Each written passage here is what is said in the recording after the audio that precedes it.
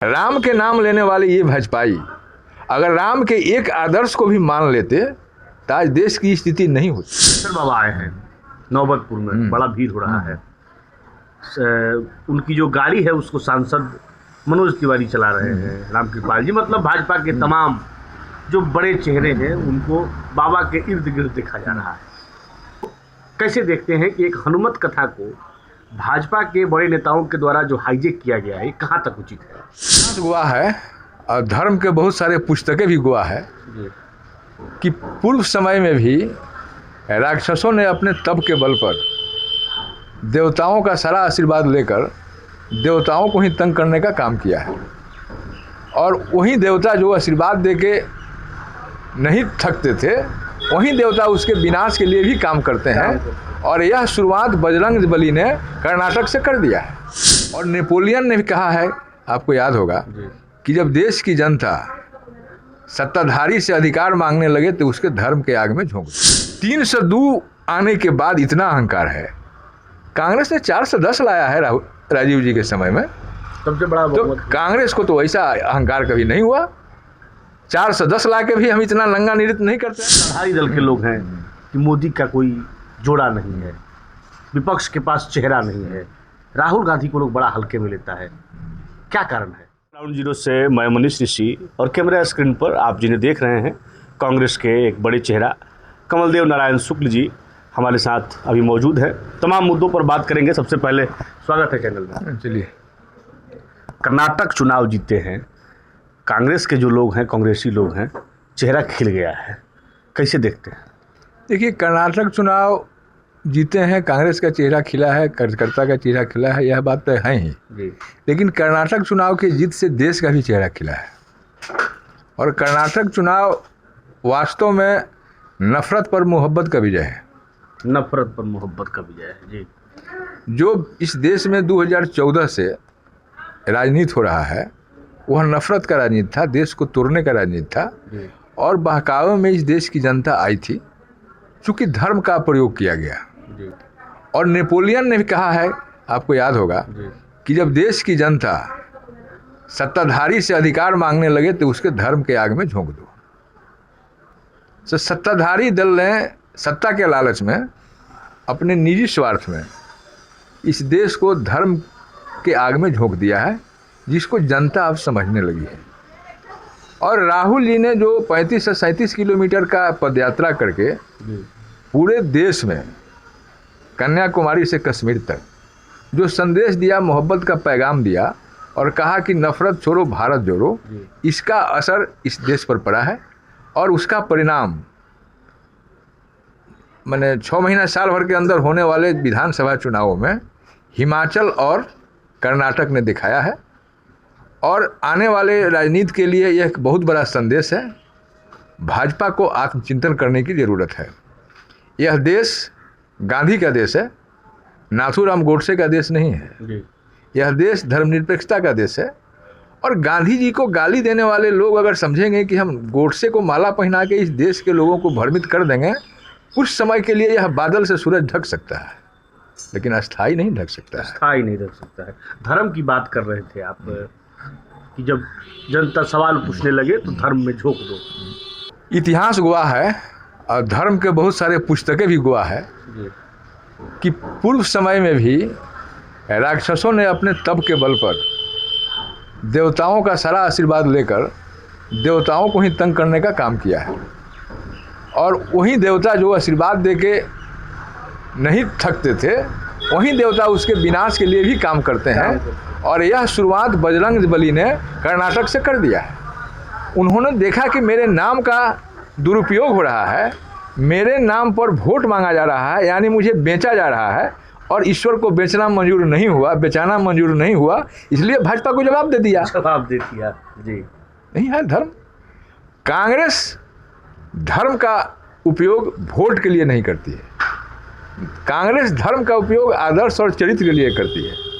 राम के नाम लेने वाले ये भाजपाई अगर राम के एक आदर्श को भी मान लेते तो आज देश की स्थिति नहीं होती।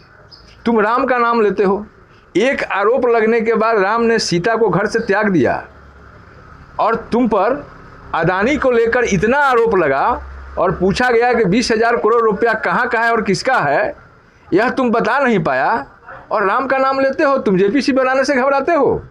राम से सबक लो, राम को बेचो मत, राम के आदर्शों पर चलो, उनको मानो, तुम्हारा भी कल्याण होगा और देश का कल्याण होगा। लोकसभा चुनाव अगले वर्ष होना है।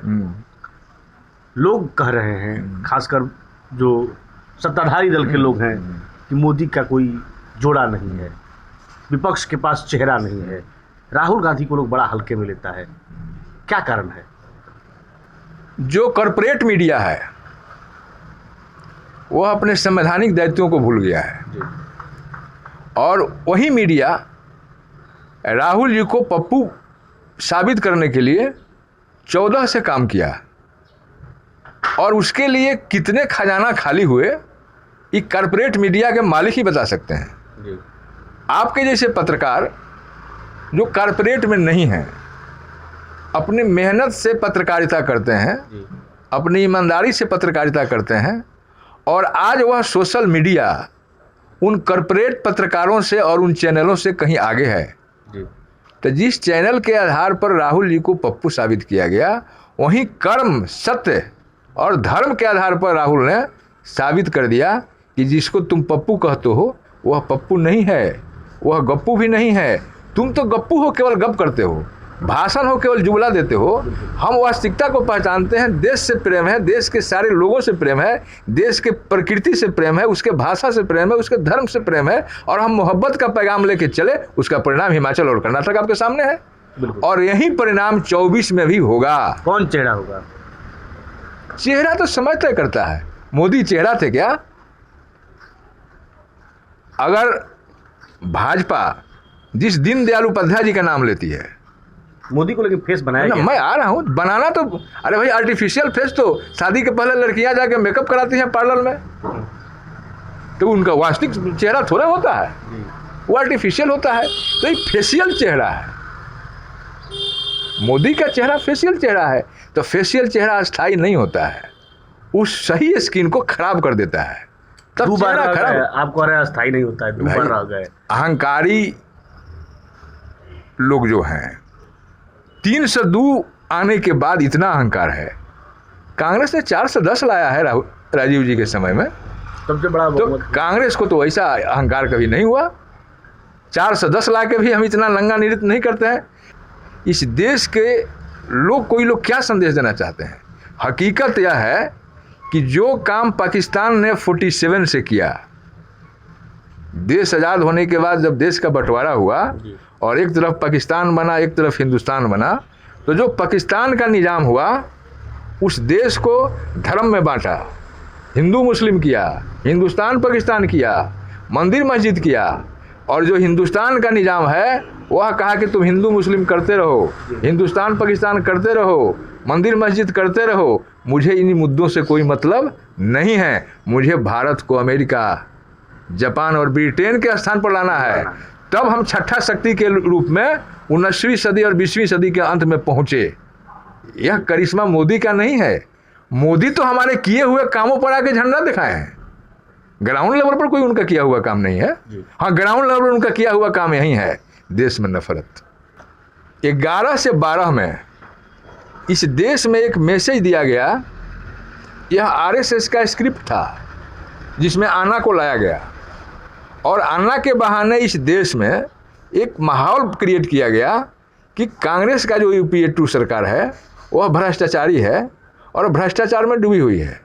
जबकि हमारे पास अनेकों उदाहरण हैं कि जिस मंत्री पर भी आरोप लगा उन जमानों में, उन मंत्री पर एफआईआर दर्ज हुआ, उन मंत्री पर केस हुआ और उस सलाखों के पीछे रहे।